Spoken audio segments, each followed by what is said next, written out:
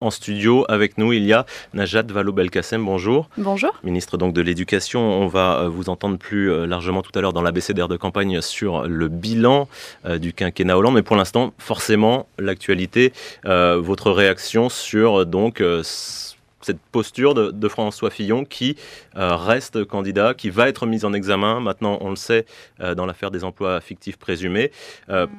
Ça peut continuer comme ça? Vous pensiez qu'il allait peut-être mettre fin à sa campagne? En tout cas, il continue.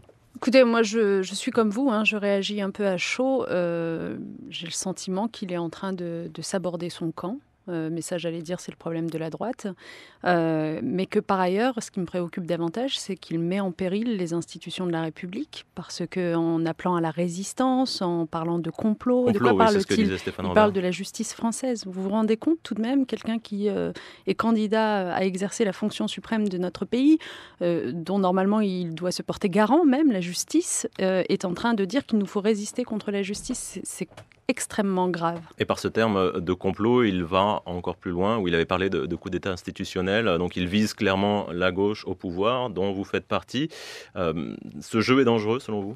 Mais terriblement dangereux, pas simplement parce que ça fait prospérer le Front National, on l'a suffisamment dit. Si tout est pourri dans ce pays, au fond, autant voter Front National. Je pense que beaucoup d'électeurs pensent comme cela et c'est un vrai problème.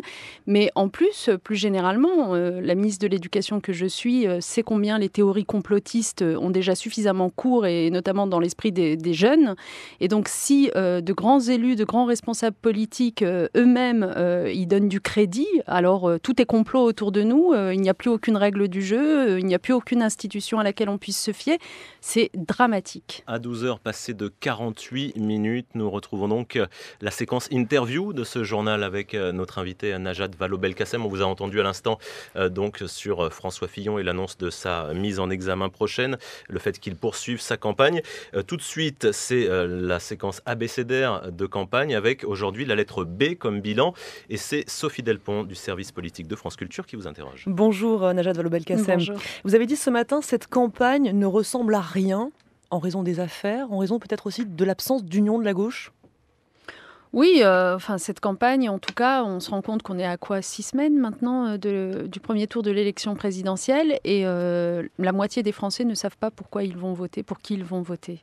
Et le pourquoi, d'ailleurs, compte aussi, parce qu'on ne vote pas simplement pour un homme ou pour une femme, on vote aussi pour un projet, pour un programme précis qui aide à y voir plus clair sur ses préférences, ses affinités. Et aujourd'hui, c'est vrai que cette campagne, elle est marquée par des débats, des polémiques, des affaires à n'en plus finir, ça c'est certain, mais très peu par des débats de fond, de projets de société. Donc c'est mon regret. Sur le fond, qui porte aujourd'hui le bilan de François Hollande? Est-ce que c'est Benoît Hamon ou est-ce que c'est Emmanuel Macron?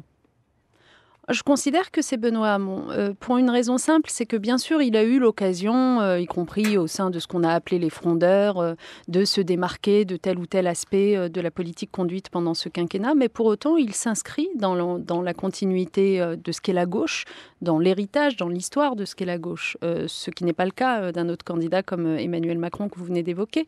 Donc Benoît Hamon, quand vous prenez son programme très concrètement sur beaucoup d'aspects, on pourrait parler de l'éducation par exemple, puisque je suis en charge de ce secteur, vous vous rendez compte qu'on est bien dans une amplification de ce qui a été conduit pendant 5 ans. Il faut aller plus loin que ce qu'on a fait et il compte le faire. Et moi, c'est ce qui me rassure sur des sujets qui me tiennent très à cœur, que ce soit la lutte contre les inégalités, que ce soit la force et la vigueur de nos services publics, la protection du pouvoir d'achat des Français. C'est des sujets que je retrouve chez Benoît Hamon, que je ne retrouve pas ailleurs. Quel est le bilan sur la jeunesse du quinquennat de François Hollande? Vous savez que c'était une des grandes priorités qu'il avait données. Les jeunes ont massivement voté Front National aux dernières élections. Oui, parce que y a un désenchantement démocratique dans notre pays, je ne le nie absolument pas, et je veux même bien qu'on parle de ce qu'on aurait pu faire mieux pour lutter contre ce désenchantement démocratique. En même temps, il faut dire aussi que ce désenchantement démocratique, il vient un peu aussi de l'ère du temps, qui est un ère de la vitesse de l'information, du manque de recul et de mise en perspective de l'action politique, qui fait qu'on retient souvent essentiellement ce qui dysfonctionne, les trains qui arrivent en retard, mais qu'on parle très très peu de ce qui fonctionne, de ce qui marche. Je vous en donne un exemple s'agissant des jeunes. Oui, pendant ce quinquennat, clairement, on aura enfin réduit le chômage des jeunes. On a quand même inversé cette courbe-là. Et en particulier dans les quartiers populaires, les quartiers prioritaires. On ne le dit pas assez. Récemment, on a parlé de la banlieue lorsqu'il y a eu l'affaire Théo. On a dit, est-ce qu'on en a fait suffisamment ? Je n'ai pas vu beaucoup de lignes sur, au fait, le chômage y a été réduit plus que depuis 7 ou 8, 10 ans. Donc, première chose. Deuxième chose, regardez l'éducation à nouveau et notamment dans ces quartiers populaires. On a recréé 60 000 postes dans ce quinquennat. On les a recréés surtout dans les quartiers qui en avaient le plus besoin. En contradiction totale avec ce qui s'était fait sous le précédent quinquennat où quand 80 000 postes avaient été détruits, ils l'avaient été d'abord dans les quartiers populaires. Vraiment, ne tenant aucun compte de la démographie, parce que c'est là que la démographie est la plus dynamique pourtant. Donc, il y a des choses qui se sont faites, il y a des choses qui produiront leurs effets sur le long terme, l'éducation en particulier. Il y a des choses qu'on voit déjà, et je pense par exemple, toujours pour rester sur la question des quartiers populaires, à ce qu'on a fait sur le logement. Emmanuel Cos, encore ce matin en Conseil des ministres, nous faisait un bilan des chiffres du logement. Ça n'a jamais été aussi bien qu'aujourd'hui. Donc, voilà, moi j'estime que sur la jeunesse, en tout cas, les perspectives sont meilleures aujourd'hui en 2017 qu'en 2012. Pour revenir sur la campagne actuelle, vous étiez une des seules présentes à l'investiture de Benoît Hamon.